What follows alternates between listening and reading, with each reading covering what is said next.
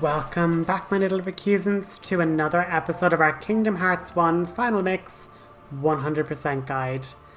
We are here in the giant crevasse looking for treasure chests. So what I'm going to tell you guys now is that there are two end-of-the-world weapons for Donald and Goofy. I know, it's like they didn't have enough weapons to be collecting in pairs. But essentially, in this world there are two treasure chests containing a weapon for Donald and Goofy. And the first weapon is Donald's, and it is in this treasure chest right here. The Meteor Strike is the most physically offensive staff for Donald. And since we have the Save the Queen, we're not going to equip it because we're wanting Donald to respect more towards magic. But if you want him to be a powerhouse barbarian, like the angry duck that he is, you could 100% give him the Meteor Strike and let him rain down hell. But for now, we're not going to do that. We're gonna leave him with his good equipment there. We're just moving here through our kind of squelchy, snowy areas. And you'll see various different kind of nested areas in the giant crevice. And essentially, if you hop in those particular areas, you can end up fighting more angel stars and more invisibles to try and collect more gale for our item synthing. And I kind of get a bit turned around here, but what I love just about this world is it's the kind of dystopian, unnatural, fractured feel. Like, it's the fact that everything just feels not tangible. Like the kind of squelchy footsteps on things that seem solid and should feel like rock, but just aren't. So it's this kind of like crystalline powder that like glitters as you step, you know? It just screams otherworldly and unnatural, which I just think is quite cool. And yeah, just follow me as I go around collecting items. Now, there is a dark matter, and I was searching for ages, but I just couldn't recall where exactly it was. So my recollection failed me there. But I will circle back when we return to this world later, and I can show you guys basically where to hunt down that little piece of equipment. But I also have a funny feeling I probably need a better glide. And spoilers, we get a better glide in this world, in this episode. But yeah, we're able to glide faster, which means you don't fall as quickly, which means you can probably get to higher altitudes a lot better. But yeah, I'm kind of wandering here being like, where am I supposed to go for this dark matter? And unfortunately, I just don't quite recall where exactly it is, but I will circle back and get it, do not worry. And when we do circle back here, I am going to show you guys a little bit of an exploit. So the whole thing with Gale, and as well as that like Mithril, they're two of the rarest items in the game. And before, in the not final mix, you used to be able to collect Mithril as a drop from the Angel Stars and the Invisibles. But it is no longer a drop anymore. And so for that we need to rely on Bambi and his, you know, summon power to bring about rare item drops. But the only problem is the end of the world has such sparing, you know, mobs of encounters that you actually can't generate 16 kills with Bambi in order to get the chance at a mithril drop. So what we need to do is exploit a little end game area. There is a once-off gauntlet of Heartless. That's maybe like you have to fight 42 to 50 in a row. Wave after wave after wave. But once you complete that, the problem is once you complete that gauntlet, once you beat all 50 heartless, there will never be that many heartless spawning again. But if you leave the area before the gauntlet's finished, it basically restarts the whole gauntlet because you need to kind of fight all 50 in order to get to the final area of the game. But once the final area of the game is unlocked, that gauntlet doesn't happen anymore. But what we are able to do, and what this particular area is really powerful at doing, is it actually goes through all the different worlds we have visited on our journey. And you might be saying, but that first area, that first space we were in didn't have a little purple portal to go through. And that's because, is that first area the Destiny Islands that are defeated? And that's why we have no portal to go there, because it's already gone. And all of these different portal, you know, areas that we can kind of go through and fade into, you know, an end of the world version of Wonderland, an end of the world version of Traverse Town, is because these are actually the portals that the Heartless are going through to infect the world. And this is where they're kind of coming in from the world that never was. Or from the world, the end of the world. It's a weird thing to say. Sorry. But essentially you can go through each of these different portals. And what's interesting is that the portals are actually, they won't have those little blue sparkles to go forward if you haven't already defeated or already sealed the keyhole. If the keyhole is unsealed, you have to go into this area, defeat the enemies, and then a blue sparkler will appear to allow you to move forward, you know? So it's just a nice little touch.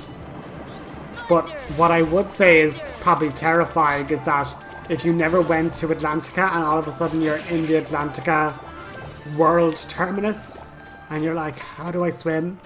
How do I do any of this?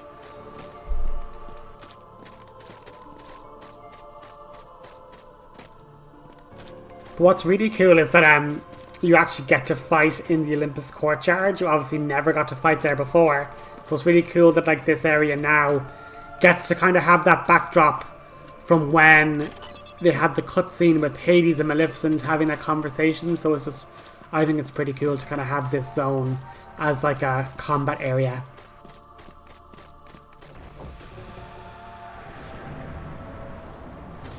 But yeah, on and on we go. I could technically skip all of these, but there's just handy little treasure chests in all these different areas.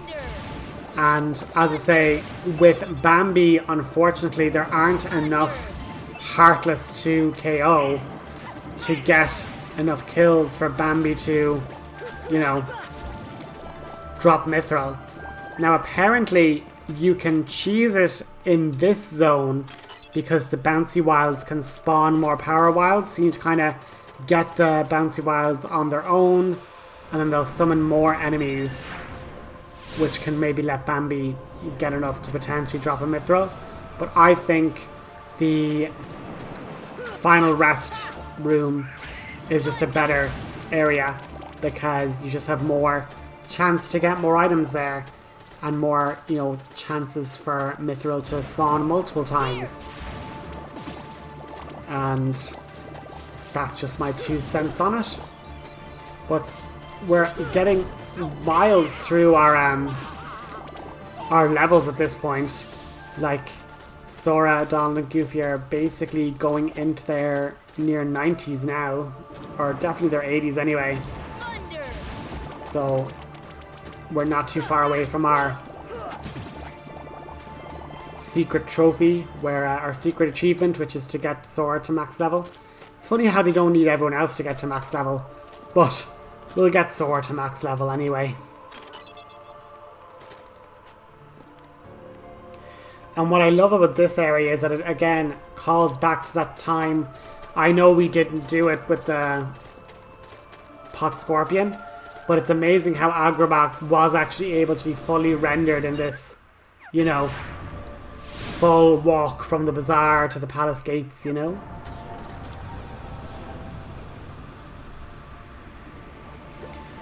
But yeah, here we are in Atlantica.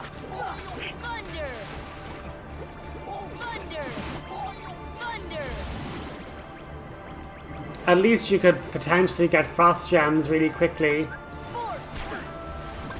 And you could just leave here and then like be no longer in Atlantica as quickly as possible. And this is what I'm saying. I was able to get so many thunder gems, and frost gems were always just such a pain. So I'm just really glad that we have that Bambi trick where we can use Bambi in Wonderland to be able to, you know, collect frost gems, because thunder gems aren't that hard to get now, if that display is anything to go by.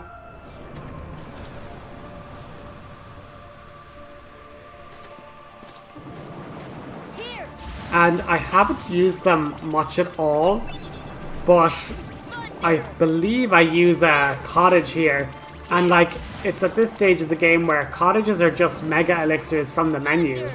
So do not be afraid of like using them up, especially when we have so much MP now between all of our, you know, 2 spellcasters, that it'll be nearly impossible to fully recharge your MP all the way to full by just fighting and getting good MP drops, you know?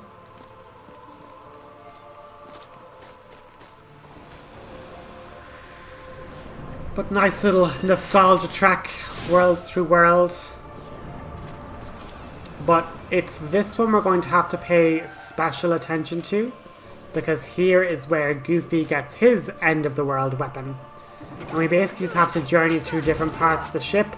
Again, I think this is like amazing how the game was able to basically say, oh, we could have actually had this fully open and fully explorable. We can basically render all these different doors without loading screens. But into here we end up getting the mighty shield for Goofy. It is the strongest shield in the game, just with no MP boost, unfortunately. But look at this, we even have up on this other story and stuff. It's wild.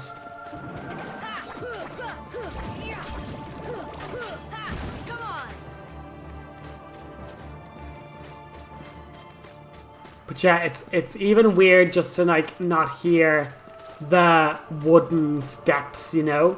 To just have Sora on this like squelchy, unnatural floor is just really creepy. And I suppose it just goes to show that, you know, even given the fact that we've sealed all these keyholes, the fact that the darkness is still able to kind of at least come and linger, and this is maybe what the Heartless experience as they're running around the world, that kind of weird feeling, this weird artificial, not quite real version of all the different worlds. And of course, it's very, very sweet that even in the deeps of darkness, our memory or the connection to the world of Winnie the Pooh is our little piece of heaven in these dark, dark times, you know? It kind of takes away from the fact that Sora can still visit here even if you never went to the 100 Acre Wood at all. But it's even just the fact that Sora, in like holding the book, might have even just had that little spark of light connect him even in the darkest of places. And a mega elixir, like the best gift from Pooh Bear. That's my headcanon. That Pooh Bear's, you know, love from the 100 Acre Wood sent this little haven for Sora. And as I say, it's nice to have Donald and Goofy see the 100 Acre Wood, because obviously they never actually got to see it. And yeah, if this wasn't foreboding, I don't know what is. But we were able to journey into the depths of a secret area in Hollow Bastion. I mean, it's giving Hollow Bastion. It's giving the kind of castle floor. So yeah, and this world is obviously the deepest connection to darkness as well.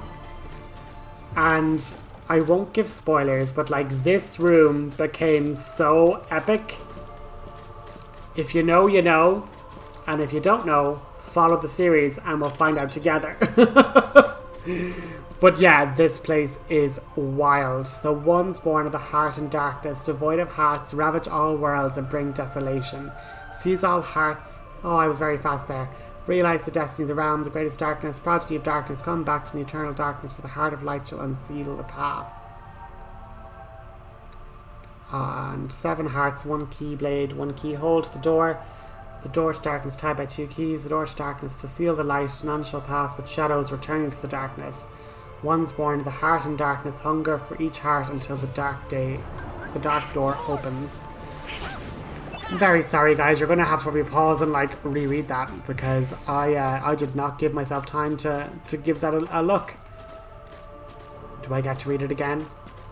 Come on, let me read it again. I didn't do a good show.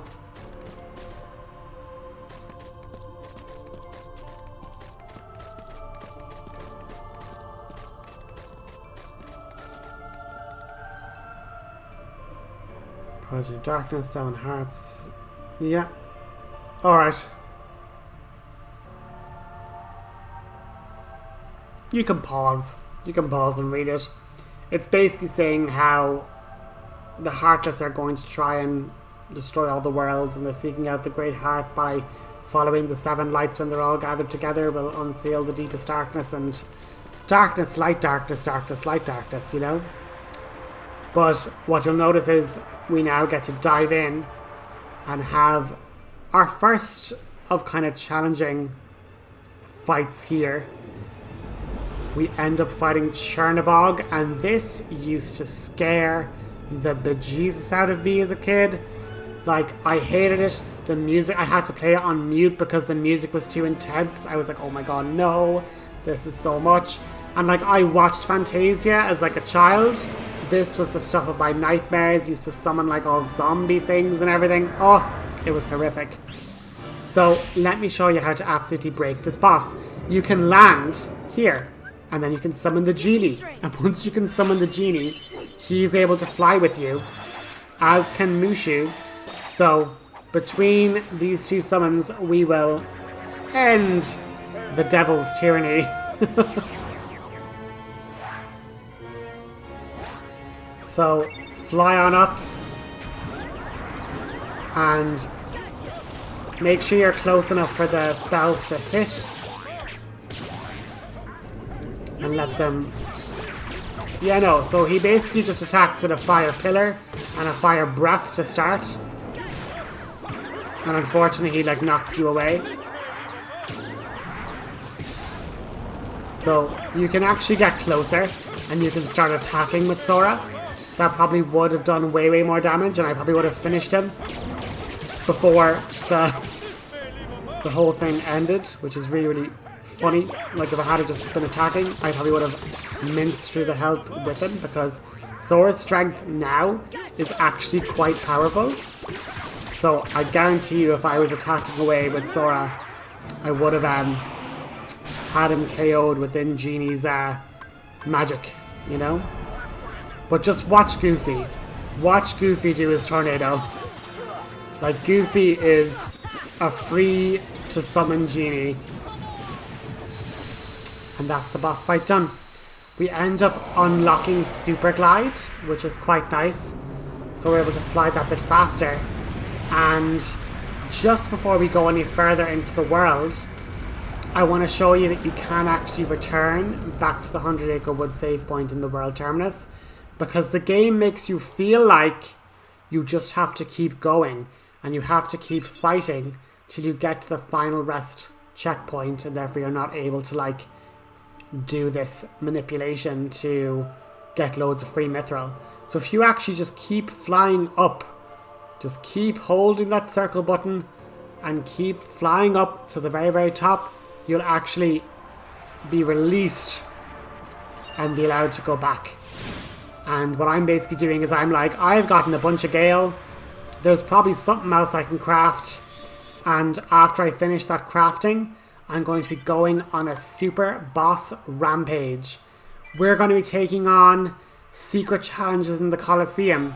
We're going to be taking on Heartless from the various worlds that have now gone from average star rating to like super high level pink star rating. And do this because I don't do it and I get very upset in the next boss fight. Equip Super Glide. It is in the shared abilities. I went by the shared abilities and I didn't equip it.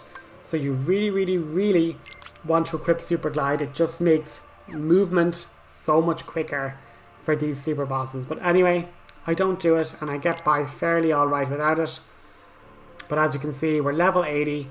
We're getting quickly through the levels now at this point, and there's not much level grinding left to do. Like 20 more levels is nothing when we still have to do a bunch of crystal farming, like from the wyverns, from the wizards, from the defenders. But there we have the end of the world. The full map is open to us, and I'm just gonna jump back quickly to Traverse Town, make a few more accessories, and just make sure we're fully kitted out to take on these secret bosses. But I have to say, End of the World does not disappoint. It's atmospheric. It's like calling back to the start of the game with the music, and I just love it. It's just brilliant. And what I will say, and not a super big spoiler, but we end up getting from these particular super bosses very powerful what's the word? Like keyblades, essentially, for Sora. They're either ones that are, you know, very focused on magic, very focused on strength, or very focused on, strength and magic are the kind of only two. But yeah, we just need to get more Gales and more Orichalcums and Dark Matters and Stormy Stones. Like, we have to create multiple Dark Matters anyway. And as you can see, it takes 2 Mithril to make 1 Dark Matter. So if we can farm Mithril to mean that we don't have to synth it, it is just going to be so much better. So I want to get like 20, 30 Mithril and just make it super easy.